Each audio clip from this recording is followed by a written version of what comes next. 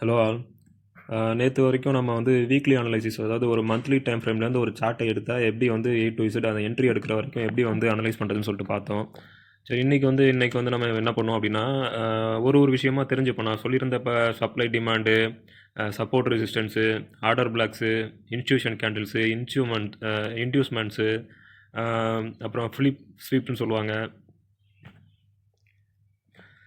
நான் என்னென்ன name use பண்ணுறேனோ அது என்னென்னு சொல்லிட்டு உங்களுக்கு ப்ராக்டிக்கலாக புரிஞ்சால் தான் அடுத்து நம்ம வந்து அவனை வந்து சொல்லிக் கொடுக்கும்போது நீங்கள் அதை ஈஸியாக வந்து பிக்கப் பண்ணிவிட்டு நீங்களும் வந்து ப்ராக்டிஸ் பண்ண முடியும். சரி, வந்து நம்ம இப்போ கரண்ட் சாட்டில் வந்து லைவ் சாட்டில் ஒன்று எப்படி வந்து என்னென்ன எப்படி எப்படி ப்ளே பண்ணுறோம், எதுக்காக அதை அதை வந்து பிளாட் பண்ணுறோம், அதை ட்ரா பண்ணுறோம் அப்படின்னு சொல்லிட்டு தெரிஞ்சுக்குவோம். அப்போ தான் வந்து நமக்கு வந்து இன்னும் அது புரிதல் வந்து அதிகமாக இருக்கும். அடுத்தடுத்து நம்ம வந்து ப்ராக்டிஸ் பண்ணுறதுக்கு நல்லாயிருக்கும். சரியா? சரி, ஓகே. இப்போ வந்து இன்றைக்கி வந்து ஒரு கோல்டு சார்ட் எடுத்திருக்கேன். சரி, அது சார்ட் எதுன்னு முக்கியம் கிடையாது, நம்ம வந்து என்ன பண்ண போகிறோம் அப்படின்றது முக்கியம். சரி, ஓகேவா? இதை எடுத்துகிட்டு நார்மலாக வந்து சப்ளை அண்ட் டிமாண்ட் அப்படின்னா என்ன அப்படின்னா, ஃபஸ்ட்டு இது கான்செப்ட் என்னன்னு தெரிஞ்சுக்கணும். இப்போ நான் வந்து சப்ளையை வந்து ரெட் கலரில் மார்க் பண்ணியிருக்கேன், டிமாண்டை வந்து க்ரீன் கலரில் மார்க் பண்ணியிருக்கேன். ஓகேவா? இது வந்து மோஸ்ட்லி வந்து எப்படி எடுப்போம் அப்படின்னா, லாஸ்ட் டேவோட swing high and swing low. பார்த்தீங்களா?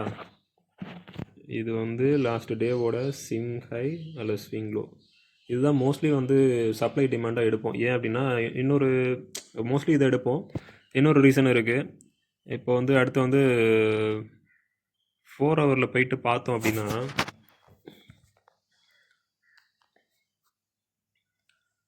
இப்போ வந்து கோல்டு வந்து இது ஆல் டைம் ஹை போயிடுச்சு. இது வந்து ஆல் டைம் ஹை போயிட்டனால உங்களுக்கு வந்து ஏன் வந்து இங்கே சப்ளை வந்திருக்கேன்னு உங்களுக்கு அதிகமாக சொல்ல முடியாது. நான் ஒரு வாட்டி ரீட்ரேஸ் எடுத்திருக்கேன், அதனால் சப்ளை வரைஞ்சிருக்கேன். பட் டிமாண்டை பொறுத்த வரைக்கும் பார்த்தீங்கன்னா, நல்லா கொஞ்சம் ஜூம் பண்ணி பாருங்கள். டிமாண்டை பொறுத்த வரைக்கும் எத்தனை வாட்டி வந்து இது ரீட்ரேஸ் ஒன்று ஆக்ட் ஆகிருக்கு பாருங்கள். 1 2 3 4 5, கிட்டத்தட்ட இப்போ 6வது வாட்டி இந்த இடத்துக்கு வர மாதிரி இருக்குது. ஸோ நிறைய வாட்டி ப்ரைஸ் வந்து அந்த ஒரு லெவலுக்கு வந்துச்சு அப்படின்னா, இது வந்து என்னென்னா, இங்கே வந்து இன்ஸ்டியூஷன் வந்து பேங்க்ஸ் நிறையா வந்து பெரிய ஆர்டர்ஸ்லாம் நிறைய இருக்கும். எப்போல்லாம் வந்து ப்ரைஸ் இந்த இடத்துக்கு டச் ஆகுதோ அப்போல்லாம் வந்து ரீட்ரேஸ் ஆகும். எப்போல்லாம் வந்து ப்ரைஸ் இந்த இடத்துக்கு டச் ஆகுதோ ரீட்ரேஸ் ஆகும். அதாவது இங்கே இருக்கிற ஆர்டர் ஃபுல்லாக அவங்க கிளியர் பண்ணுற வரைக்கும், ஓரளவுக்கு லிக்விடிட்டி எல்லாத்தையும் இது பண்ணுற வரைக்கும் அவங்க இந்த இடத்துல ப்ளே பண்ணிகிட்டு இருப்பாங்க. அதுக்கப்புறம் தான் வந்து ஏதாவது மார்க்கெட்டோட மூவ்மெண்ட்டை பொறுத்து ஒன்று இந்த பக்கம் உடச்சிரும், இல்லை மேலே போயிட்டு சப்ளை உடச்சிட்டு மேலே போகும். இப்போ வந்து இன்னொரு எக்ஸாம்பிள் பார்ப்போம். இப்போ இன்னொரு எக்ஸாம்பிள் என்னென்னா, இப்போ இதை வந்து இங்கே வந்து பார்த்தீங்கன்னா, இதோட இந்த இடத்தோட லோ வந்து ஸ்விங் ஹை வந்து இது ப்ளஸ் வந்து இதோட ஸ்விங் லோ வந்து இந்த இடம். ஸோ இப்போ ஒரு இடத்துல பார்த்தீங்கன்னா, இந்த இதுக்குள்ளேயே தான் வந்து கிட்டத்தட்ட எவ்வளோ 4 ஹவர் கேண்டில்னால் எத்தனை 4 ஹவர் கேண்டில் வந்துருப்பாருங்க. கிட்டத்தட்ட ஒரு 1 வீக்காக வந்து ஒரு 1 வீக்கு போல் வந்து ப்ரைஸ் இந்த இடத்துக்குள்ளேயே வந்து இதுவாகிட்டு இருந்திருக்கு. இன்னொரு விஷயம் என்னென்னா, எப்போல்லாம் வந்து இந்த இந்த இந்த ஜோனை வந்து இதான் வந்து சப்ளை ஜோனுன்னு சொல்லுவாங்க. சப்ளை ஜோன்னா ஒன்றும் இல்லை, ப்ரைஸ் வந்து இப்போ டிமாண்ட் ஜோன் இதுன்னு வச்சிங்களேன். டிமாண்ட் ஜோனுக்கும் சப்ளை ஜோனுக்கும் ஒரு 50% வந்து மார்க் பண்ணிக்கோங்க. இப்போ வந்து இது வந்து 0% அப்படின்னா இது 100% வச்சுக்கோங்க.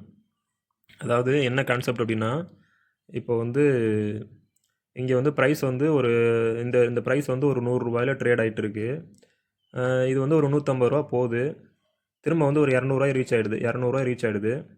திரும்ப 200 ரீச் ஆகிட்டு அது வந்து இப்போ நல்லா ட்ரேட் ஆகிட்டு இருக்குது, நல்ல வேல்யூம் அதிகமாக இருக்குது, அதுக்கு மார்க்கெட்டு நல்லா இருக்குது, எல்லாமே நல்லா இருக்குது.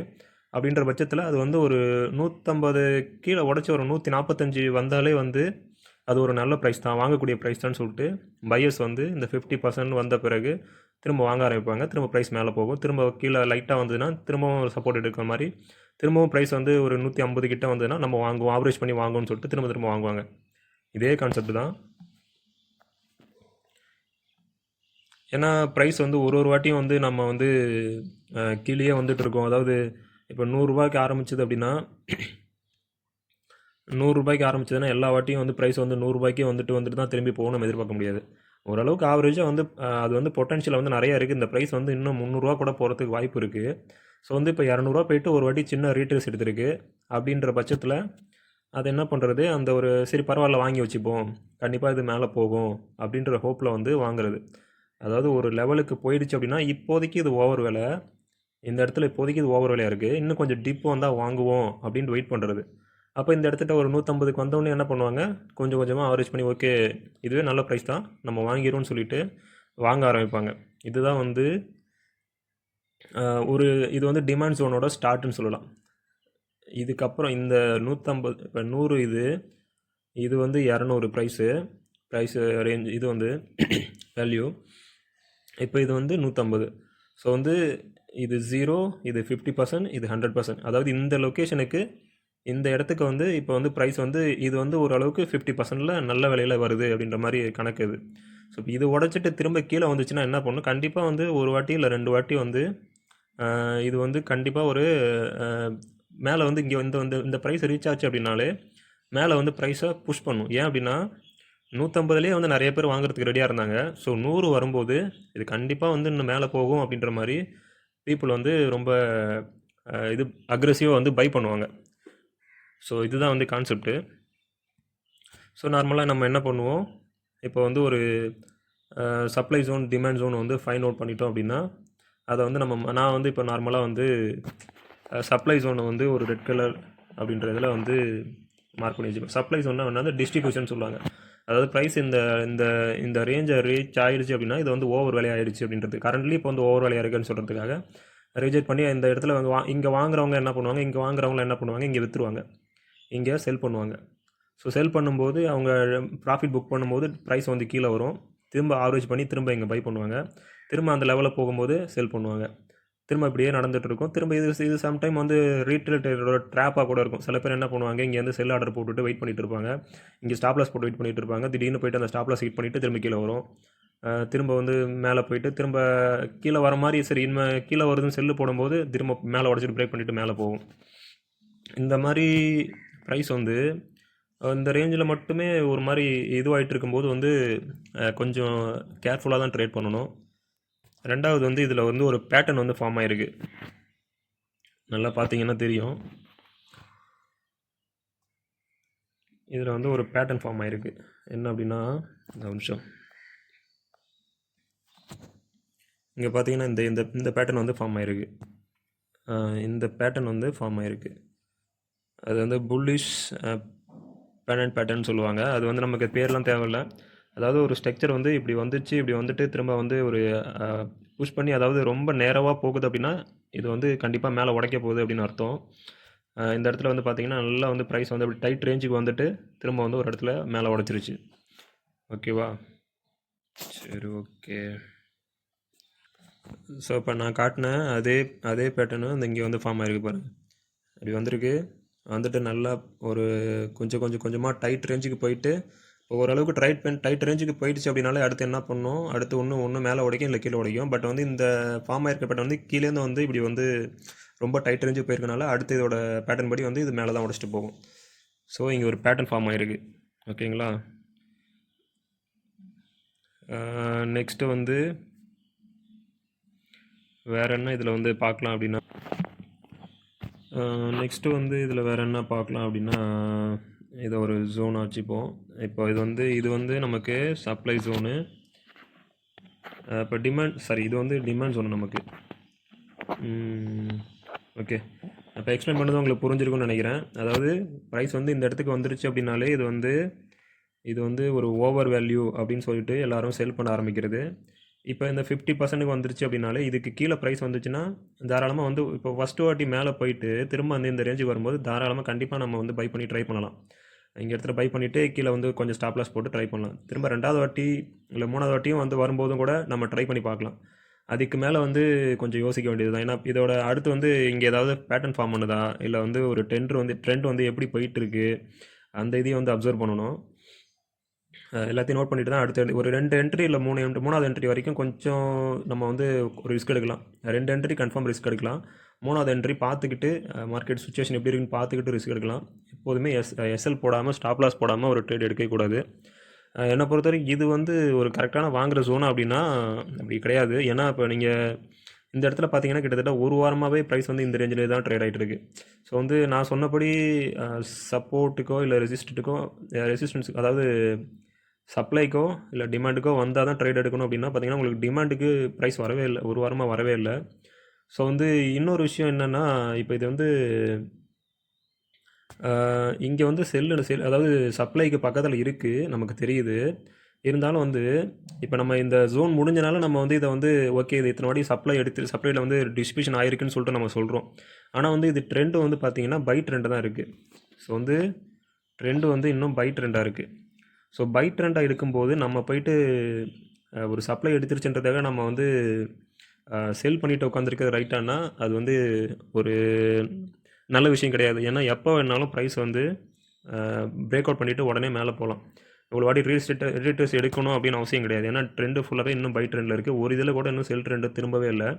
ஸோ வந்து இந்த மாதிரி ஓவரால் ட்ரெண்டு பையில் இருக்கும்போது நம்ம செல் ஆர்டர் ட்ரை பண்ணுறது நல்ல விஷயமா அப்படின்னா அது அந்த அளவுக்கு ஒரு சிறப்பான விஷயம் கிடையாது.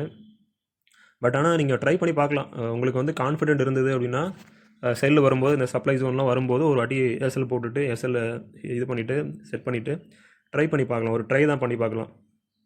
பட் என்னை பொறுத்த வரைக்கும் இது ஒரு சரியான ட்ரேடா அப்படின்னா நான் 100% சரியான ட்ரேட்னு சொல்ல மாட்டேன். இன்னொரு விஷயம் இந்த 50%க்கு வரும்போது ஒரு ஆவரேஜாக வந்து ரீட்டெயில்ஸ் எடுத்தது அப்படின்னா நான் சொல்லியிருக்க மாதிரி அனதர் கன்ஃப்ளூயன்ஸில் தான் வச்சு அனதர் கன்ஃபர்மேஷன்ஸ்னால் என்னென்னா கேண்டில்ஸு ப்ளஸ் வந்து வேறு ஏதாவது இது வந்து ஜோனு இந்த இடத்துக்கிட்ட திரும்ப ஒரு வாட்டி ரீட்ரேஸ் ஆகிருக்கா அப்படின்னு பார்க்கலாம். அப்படி நீங்கள் ஒரு சப்ளை டிமாண்ட் ஜோன் அதாவது லாஸ்ட் டேவோட ஸ்விங் ஹையும் ஸ்விங் லோவும் மார்க் பண்ணிங்கனாலே ஓரளவுக்கு ப்ரைஸ் வந்து இந்த ரேஞ்சுக்கு உள்ள மூவ் ஆக போதுன்னு நீங்கள் வந்து இது பண்ணிக்கலாம். நம்ம வந்து என்ன பண்ணுறோம், ஃபஸ்ட்டு வந்து ஒரு இடத்த வந்து நம்ம ட்ரேட் பண்ண போகிற இடத்த வந்து ஃபஸ்ட்டு வந்து ஃபிக்ஸ் பண்ணிக்கிறோம். நம்ம இதை தவிர வேறு எதுலையும் ஃபோக்கஸ் பண்ண போகிறதில்ல. அதுக்காக தான் வந்து இந்த ஒரு ஜோன் வந்து தனியாக நம்ம பிரித்து எடுத்துக்கிறோம். ஓகேவா? அப்புறம் என்ன பண்ணுவோம், இந்த சப்ளை டிமாண்டோட கான்செப்டே வந்து நம்ம இந்த இடத்த மட்டும் தான் ஃபோக்கஸ் பண்ண போகிறோம் அப்படின்றது தான். எல்லாத்தையும் ஃபோக்கஸ் பண்ணாமல் இதை மட்டும் ஃபோக்கஸ் பண்ண போகிறோம். இதில் அடுத்தது என்ன நடக்க போகுது, அப்போ இதில் வந்து இங்கே இருக்க ஹையை உடைக்கக்கூடாது, இங்கே இருக்க லோவையும் உடைக்கக்கூடாது. இப்போ ப்ரைஸ் வந்து எப்போல்லாம் இந்த லோவுக்கு ஒரு வாட்டி வருதோ நம்ம ஒரு வாட்டி ட்ரை பண்ணி பார்க்கலாம். அதே போல் ப்ரைஸ் எப்போல்லாம் இந்த ஹைக்கு போதோ ஒரு வாட்டி நம்ம வந்து செல் ஆர்டர் ட்ரை பண்ணி பார்க்கலாம். அவ்வளோதான் நம்ம கான்செப்ட். அன்னன்னைக்கு ட்ரேட் பண்ணி நான் வந்து ஒரு 4 மணி நேரம், அதாவது அன்னைக்கு ட்ரேடு ஓப்பன் ஆகிற காலையிலோ இது பண்ணி நான் நைட்டுக்குள்ளே க்ளோஸ் பண்ணிடுவேன் அப்படின்னா இந்த ட்ரேடை வந்து நீங்கள் தாராளமாக ட்ரை பண்ணலாம். இல்லை வந்து நான் 1 நாள் 2 நாள் ஹோல்ட் பண்ணுவேன், இல்லை வந்து கொஞ்சம் ஒரு ஸ்விங் ட்ரேடர் மாதிரி நான் பண்ணுவேன் அப்படின்னா ஒரு 5 டேஸ் க்ளோஸ் இது பண்ணுவேன் அப்படின்னா நீங்கள் வந்து என்ட்ரி வந்து எப்போதுமே இந்த இடத்துக்கு திரும்ப ப்ரைஸ் வரும்போது நீங்கள் ட்ரை பண்ணுறது ரொம்ப நல்ல விஷயம்.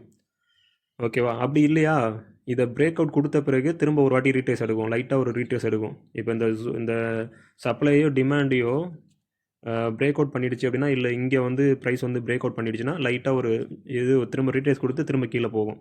ஸோ இந்த இடத்துல வந்து நீங்கள் என்ட்ரி ட்ரை பண்ணலாம். அதே போல் இங்கேயும் அப்படி தான், லைட்டாக ஒரு இது கொடுத்து திரும்ப ட்ரை பண்ணணும். அந்த மாதிரி இடத்துல வந்து நீங்கள் ட்ரேட் வந்து எதிர்பார்க்கலாம், என்ட்ரி வந்து பண்ணலாம். ஓகேவா? இதான் வந்து சப்ளை டிமாண்ட் கான்செப்ட் மெயினாக. வேறு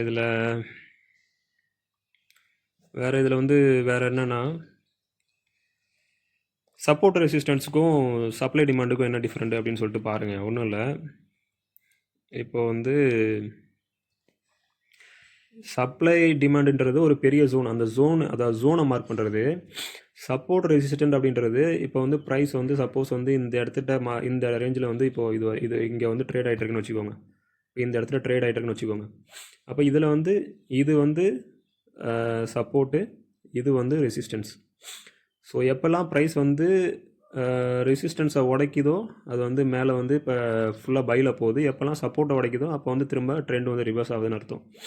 ஸோ இங்கே வந்து இப்படி ஒரு சப்போர்ட்டு, இங்கே ஒரு ரெசிஸ்டன்ட் ப்ளே பண்ணிவிட்டு இதுக்குள்ளே ப்ரைஸ் என்ன நடக்குதுன்னு சொல்லிட்டு நம்ம சின்ன டைம் ஃப்ரேமில் போய் பார்க்கணும், நம்ம என்ட்ரி எடுக்க முடியுமா அப்படின்னு பார்க்கணும். இப்போ வந்து எக்ஸாம்பிள் வந்து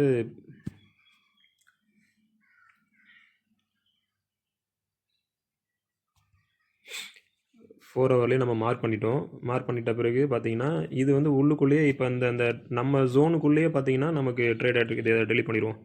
ஓகேவா? ஓகே, இப்போ ப்ரைஸ் வந்து ஒரு வாட்டி செல் எடுத்துருச்சு.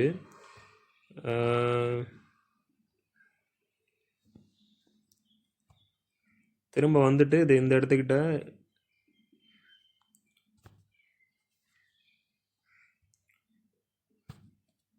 ப்ரைஸ் வந்து ஒரு வாட்டி மேலே ஹை வச்சுட்டு திரும்ப கீழே வந்துருச்சு. கீழே வந்துட்டு இப்போ இந்த இடத்துக்கிட்ட ஒரு சப்போர்ட் எடுக்குது. இந்த இடத்துக்கிட்ட ஏன் சப்போர்ட் எடுக்குதுன்னா ப்ரீவியஸாக இந்த இடத்துக்கிட்ட ஒரு ரிஜெக்ஷன் காட்டியிருக்கு, அதனால் சப்போர்ட் எடுக்குது. அதே போல் இந்த இடத்துக்கிட்ட வந்து ஒரு வாட்டி ப்ரைஸு ரிஜெக்ட் ஆகி கீழேயும் போயிருக்கு. ஸோ வந்து இது வந்து ஒரு ரீட்ரேஸ் ஜோன். ஸோ இது ரீட்ரேஸ் ஜோனாக மார்க் பண்ணிங்க அப்படின்னா ஸோ வந்து இதை வந்து நம்ம சப்போர்ட்டாக எடுத்துக்கலாம். இது பேர் சப்போர்ட்டு, இது வந்து ரெசிஸ்டன்ஸ். ஓகேவா? ஸோ இந்த ரேஞ்சுக்குள்ளே நம்ம வந்து அன்னைய நாளைக்கான ட்ரேடை வந்து எதிர்பார்க்கலாம். ஸோ எப்போல்லாம் வந்து இதை பிரேக் பண்ணி கீழே போகுதோ அப்போ வந்து இது வந்து நியூ சப்போர்ட் வந்து நியூ சப்போர்ட்டாக வரைஞ்சிக்கணும். ஓகேவா? இதை வந்து என்ட்ரி எடுக்கிறதுக்காக தான் நம்ம சப்போர்ட் ரெசிஸ்டன்ஸ் வந்து ட்ரா பண்ணுறது.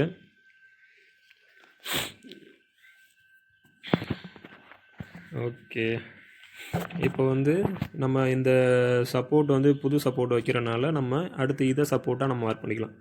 இதை சப்போர்ட்டு, அடுத்து இதை ரெசிஸ்டன்ஸ். எப்போல்லாம் வந்து இதை வந்து உடச்சிட்டு மேலே போகுதோ அப்போல்லாம் வந்து இப்போ இந்த ரேஞ்சுக்கு ரெசிஸ்டன்ட் ரேஞ்சுக்கு போச்சுன்னா ஒரு ட்ரேட் வந்து எதிர்பார்க்கலாம், ஒரு செல் என்ட்ரி வந்து எடுத்து பார்க்கலாம். எடுத்து பார்த்துட்டு அடுத்து வந்து எது வரைக்கும் வெயிட் பண்ணலாம் அப்படின்னா, எப்போதுமே ட்ரேடு என்ட்ரி ஆகும்போது ஒரு நல்ல ஜோனில் ரெசிஸ்டன்ஸோ இல்லை சப்போர்ட்லேயோ வந்து ட்ரேட் எடுக்கணும். அடுத்து வந்து எல்லா டைமுமே வந்து இப்போ இந்த இடத்துல நான் ட்ரேட் எடுத்துட்டேன் அப்படின்னா இது வரைக்குமே சப்போர்ட் வரைக்குமே வரும் நம்ம எதிர்பார்க்கக்கூடாது. அது வரைக்கும் நான் வந்து டேக் ப்ராஃபிட் வந்து நான் இங்கே தான் எடுப்பேன் அப்படின்னு உட்காந்துருக்கக்கூடாது.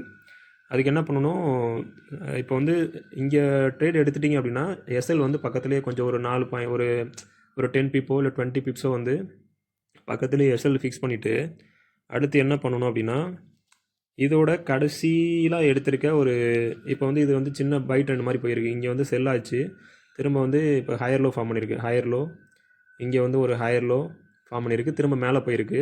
நம்ம பழைய ரெசிஸ்டன்ஸ் ஒன்றுக்கு போயிடுச்சு. ஸோ வந்து நம்ம வந்து ஒரு என்ட்ரி எடுத்துகிறோம், செல் என்ட்ரி எடுக்கிறோம், கண்டிப்பாக ஒரு அடி ரிட்ரேஸ் ஆகும்னு சொல்லிட்டு பக்கத்துலேயே எஸ்எல் போடுறோம்.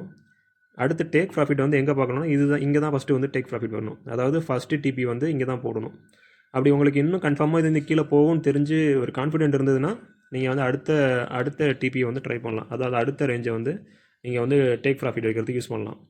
இந்த 3வது இடத்துக்கு வந்து வர்றது ரொம்ப ரேரு, அதனால் ரொம்ப லேட் ஆகும், ஒரு நாளைக்கு மேலேயும் ஆகலாம். ஸோ வந்து எப்போதுமே வந்து ஸ்டார்டிங்கில் வந்து பார்த்திங்கன்னா ஃபஸ்ட்டு டிபியை தான் வந்து இதை தான் ஃபோக்கஸ் பண்ணணும். இங்கே என்ட்ரி எடுத்தால் இங்கே தான் வந்து டேக் ப்ராஃபிட் எடுக்கிறதுக்கு எப்போதுமே ட்ரை பண்ணணும். அதுதான் வந்து சேஃபாக இருக்கும். ஓகேவா? ஓகே கேஸ், நம்ம எதுக்காக மார்க் பண்ணுறோம் அப்படின்னா இதான் ரீசன், வேறு ஒன்றும் கிடையாது. இது போல் தான் மார்க் பண்ணணும். இப்போ வந்து அடுத்து வந்து நமக்கு வந்து ப்ரைஸ் வந்து கரண்ட்டாக வந்து எங்கே இருக்குது அப்படின்னா இந்த ரேஞ்சில் இருக்குது. 4400 வந்து நமக்கு சப்ளை ஜோனாகவும் 3890 3900 கிட்ட வந்து நம்ம சப்ளை டிமாண்ட் ஜோனாகவும் எடுத்திருக்கோம். ஸோ வந்து ப்ரைஸ் வந்து இந்த ரேஞ்சுக்குள்ளேயே மூவ் ஆகிட்டு இருக்குது. ஒரு வாட்டி போயிட்டு திரும்ப வந்து ஃபுல் அண்ட் ஃபுல் இப்போ சப்ளை ரேஞ்சுக்கே வந்திருக்கு. நான் சொன்னேன் நமக்கு எப்போதுமே டிமாண்ட் ஜோனுக்கு வரும்போது நம்ம வந்து தாராளமாக ஒரு என்ட்ரி ட்ரை பண்ணலாம் அப்படின்னு சொன்னேன். ஏன்னா வந்து எவ்வளோ தான் வேகமாக வந்தாலுமே ப்ரைஸ் வந்து டிமாண்ட் ஜோனுக்கு வந்ததுன்னா கண்டிப்பாக வந்து பையர்ஸ் வந்து வெயிட் பண்ணியிருப்பாங்க, இந்த இடத்துல வெயிட் பண்ணிகிட்டு இருப்பாங்க. ஏன்னா இப்போ இந்த ஜோனை பொறுத்த வரைக்கும் இது வந்து ஒரு ஆவரேஜான ஒரு நல்ல ஒரு விலை.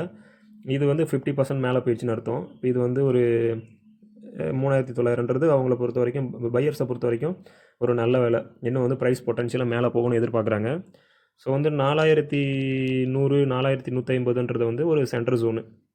ப்ரைஸ் வந்து ஆல்ரெடி 4400 வரைக்கும் போயிடுச்சு. ஸோ திரும்பவும் வந்து 4400 போச்சுன்னா என்ன பண்ணுவாங்க, திரும்ப வந்து கொஞ்சம் செல் பண்ணுவாங்க. அதே போல் எப்போல்லாம் இந்த இடத்துக்கு வருதோ திரும்ப ஒரு பை ட்ரை பண்ணுவாங்க. இப்போ இன்னொரு வாட்டி ட்ரை பண்ணிவிட்டு திரும்ப வந்து ப்ரைஸ் வந்து நல்லா வந்து செல்லர்ஸ் வந்து நிறையா வந்தாங்கன்னா இதை உடச்சிட்டு மேலே போகலாம். இல்லை இதுக்கு மேலே பையர்ஸ் வந்து மேலே உடச்சிட்டு போகிறது ரொம்ப ஒரு சாத்தியம் இல்லைன்னு சொல்ல முடியாது. ட்ரெண்ட் வந்து எப்படி வேணாலும் போகலாம். திரும்ப வந்து ஒரு US டாலரோ இல்லை ஒரு பெரிய ரிசெஷன் வரப்போகுது, இல்லை வந்து ஒரு பெரிய வார் அப்படின்ற மாதிரி ஏதாவது ஒரு ரொம்ப அன்ஸ்டேபிளான கண்டிஷன் வரும்போது, இல்லை ஒரு கரன்சி மேலே வந்து டீடாலரைசேஷன்ஸ் மாதிரி ஒரு வேல்யூ மதிப்பிழக்கும் போது, நம்பிக்கை இல்லாத இது வந்து வரும்போது கோல்டு வந்து மேலே உடச்சிட்டு இன்னும் வந்து குரூஷியலாக போகிறதுக்கு வாய்ப்பு இருக்குது. ஆனால் இந்த வருஷத்தை பொறுத்த வரைக்கும் ஒரு குரூஷியலான பை வந்து சென்ட்ரல் பேங்க் பைஸ் வந்து ஓரளவுக்கு முடிஞ்சிருச்சு அப்படின்னு நினைக்கிறேன். சரி, வெயிட் பண்ணி பார்க்கலாம் என்ன நடக்குதுன்னு சொல்லி பார்க்கலாம். நமக்கு தேவை அவ்வளோதான். நமக்கு தேவை எப்போல்லாம் இந்த டிமாண்ட் ஜோனுக்கு வருதோ ஒரு பை ட்ரை பண்ணி பார்க்கலாம். எப்போல்லாம் வந்து இந்த சப்ளை ஜோனுக்கு போதோ ஒரு செல்லு ட்ரை பண்ணி பார்க்கலாம். பக்கத்துலேயே எஸ்எல் வச்சுட்டு அடுத்து வந்து ஃபஸ்ட்டு ஜோனை வந்து ஒரு டேக் ப்ராஃபிட் ஜோனாக நம்ம இது பண்ணிக்கலாம். இதுக்காக தான் நம்ம வந்து நார்மலாக வந்து டிமாண்ட் அண்ட் சப்ளை ஜோன் வந்து வரைகிறோம், வேறு ஒன்றும் இல்லை. நமக்கு வந்து ஒரு அழகான லொக்கேஷனை செட் பண்ணிக்கிட்டு அதுக்குள்ளே மட்டுமே நம்ம ட்ரேடை வந்து எதிர்பார்க்கணும். இதுதான் வந்து சப்ளை டிமாண்டோட முக்கியமான பர்பஸ். ஓகே காஸ், அடுத்தது என்னென்ன அப்படின்னு சொல்லிட்டு ஒரு வீடியோவாக பார்ப்போம். எப்படி எப்படி ப்ளே பண்ணணும், என்ன பண்ணணும், என்ன ட்ரா பண்ணணும், அது எதுக்காக பண்ணுறோம் அப்படின்றத ஒன்று ஒன்றா பார்ப்போம். ஓகே, தேங்க்ஸ், பாய்.